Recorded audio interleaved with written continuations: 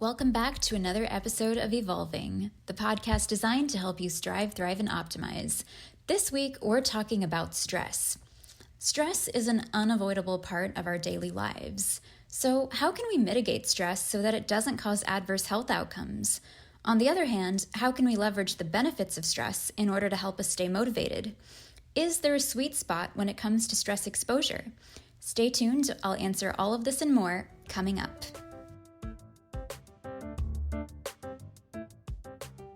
Last time, I briefly mentioned the stress hormone cortisol and the role it plays in appetite regulation. When we're stressed or sleep deprived, cortisol levels spike, increasing appetite and causing us to crave comfort foods. Unfortunately, modern society is chock full of stressors.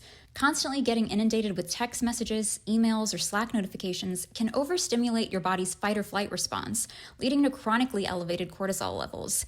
This in turn can impair proper functioning of your prefrontal cortex, the region of your brain responsible for good decision making. Inhibition of the prefrontal cortex can cause us to engage in risky behaviors like texting while driving. Continuously engaging our sympathetic nervous system also causes our adrenal glands to release adrenaline and norepinephrine, which speed up our heart rate and raise our blood pressure respectively.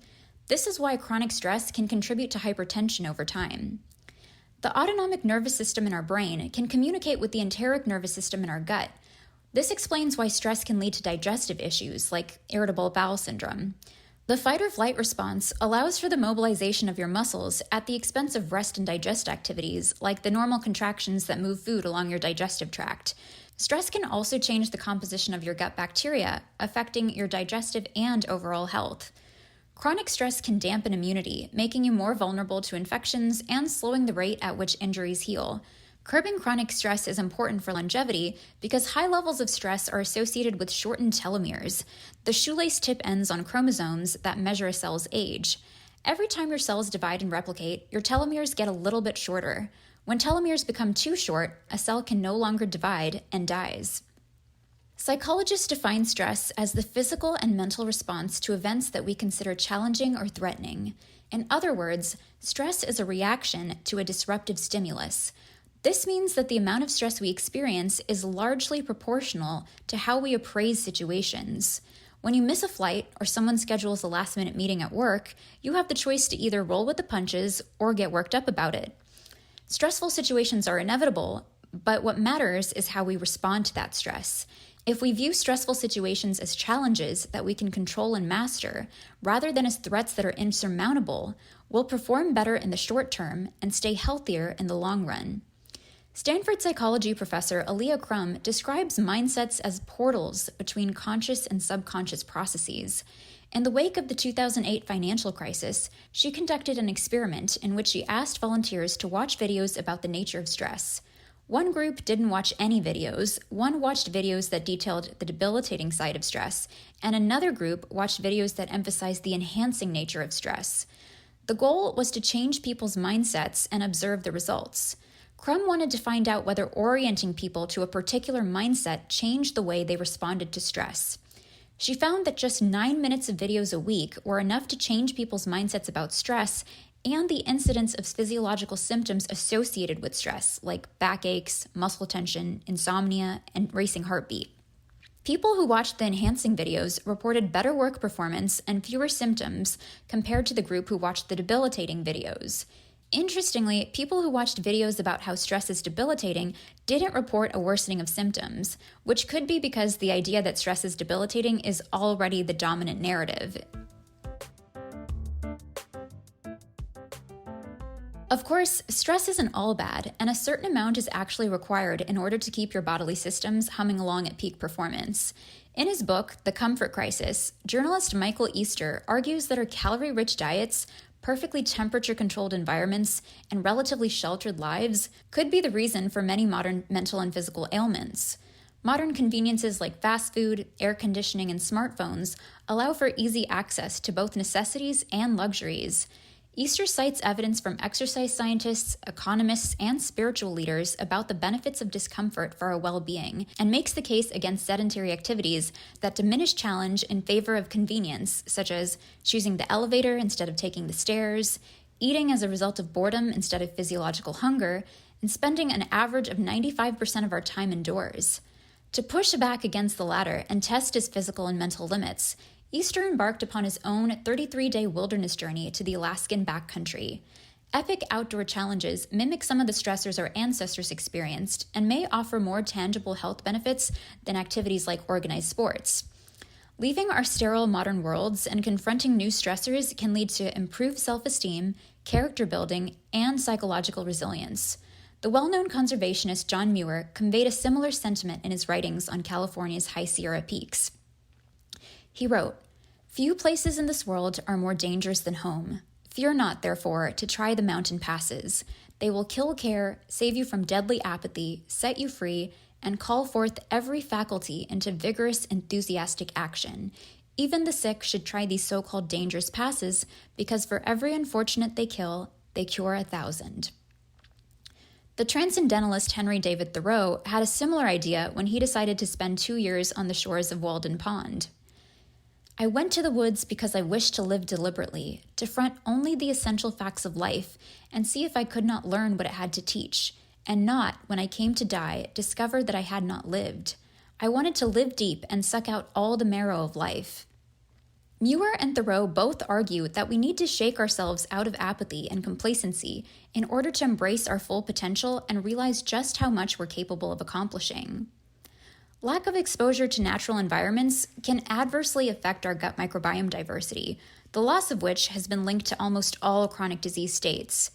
The hygiene hypothesis posits that the loss of friendly ancestral bacteria could be driving our current epidemic of autoimmune diseases. In this way, reconnecting with the wilderness can benefit us in more ways than one. Mark Seary, a psychologist at the University of Buffalo, has spent his life researching the edge of human comfort zones. While wading through the scientific literature, he came across a theoretical concept called toughening, which seemed to manifest among young squirrel monkeys that experienced transient separation from their families during early life. Squirrel monkeys exposed to early life stress exhibited enhanced brain development and improved cognition compared to their non-stressed peers. Seary wondered whether this same phenomenon would apply to humans, so he decided to set up an experiment of his own to find out. His research team recruited 2,500 everyday Americans from all walks of life, across all ethnicities and socioeconomic backgrounds, between the ages of 18 and 101. Half the participants were male, half were female. The demographic makeup of the research group closely resembled that in the United States. Researchers conducted surveys to ask these people about their experience with stressors like natural disasters, serious illness, physical assault, death of loved ones, and financial hardship.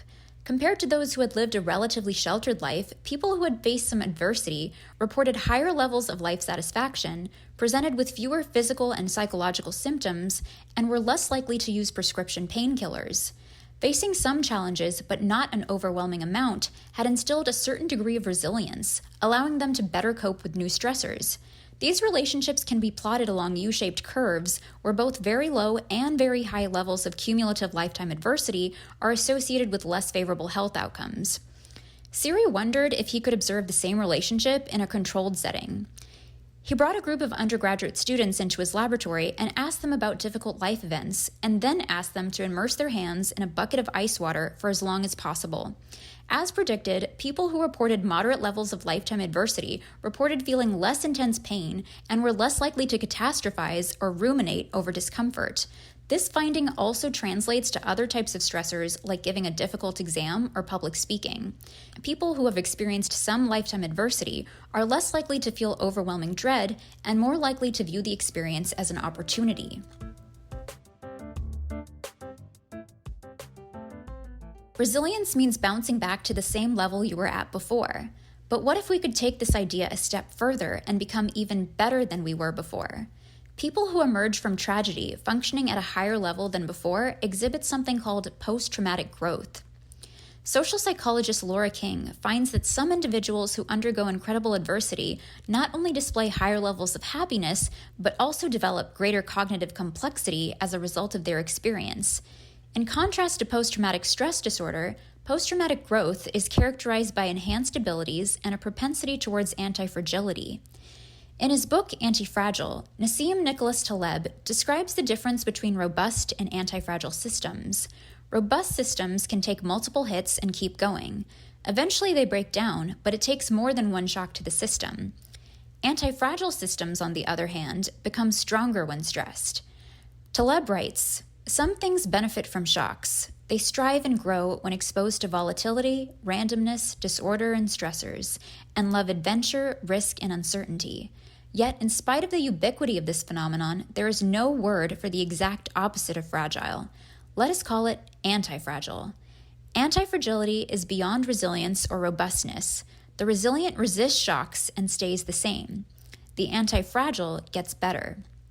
Systems such as muscle fibers and adaptive immunity can be considered antifragile since they actively adapt and require stressors for optimal function. Lifting weights causes micro tears in muscle fibers, allowing muscle to grow back stronger. Adaptive immunity is the reason vaccines impart protection against future infection. The idea of antifragility is closely related to the biological concept of hormesis. The basic premise of hormesis is what doesn't kill you makes you stronger, as long as the toxin exposure is in low intermittent doses. Hormesis exhibits a paradoxical phenomenon known as a biphasic dose response, whereby low doses produce beneficial effects, but high doses produce harmful effects. In other words, the dose makes the poison. Mithridatism, the practice of developing tolerance to a poison by taking gradually larger doses of it, is a similar concept. Within the region called the hormetic zone, the response to stressors and toxins is favorable. The threshold at which a given exposure becomes harmful varies depending upon the stressor and in accordance with individual biochemistry. Low amounts of certain stressors are thought to trigger protective cell responses. For example, sunlight induces double-stranded DNA breaks, which then prompt our cellular repair mechanisms to also fix any previous chromosomal damage. Hormesis is the reason that antioxidant-rich foods are considered healthy. A lot of plant-derived molecules, or phytochemicals, act as defense mechanisms against insects. When we consume these compounds, they cause our bodies to adapt by upregulating our native production of antioxidants. Dietary phytochemicals that produce hormetic effects include resveratrol, found in red grapes and wine, sulforaphane, found in broccoli and other cruciferous vegetables, capsaicin in chili peppers, and various polyphenols found in green tea, turmeric, blueberries, citrus fruits, and dark chocolate. Other examples of hormetic stressors include fasting, calorie restriction, alcohol consumption, and exposure to temperature extremes. The Stoics believed that adversity was inevitable and should be embraced. Seneca said the only people to pity are those who never experience difficulty because, quote, "No one can ever know what you are capable of, not even you." The true nature of stress is paradoxical, manifold, and complex. Chronic unmitigated stress can impair immunity and our ability to make good decisions, but our body's inbuilt stress response can help us respond to immediate threats by narrowing our focus and speeding up the rate at which we're able to process information. Viewing stressors as challenges rather than threats allows your brain and body to respond more adaptively.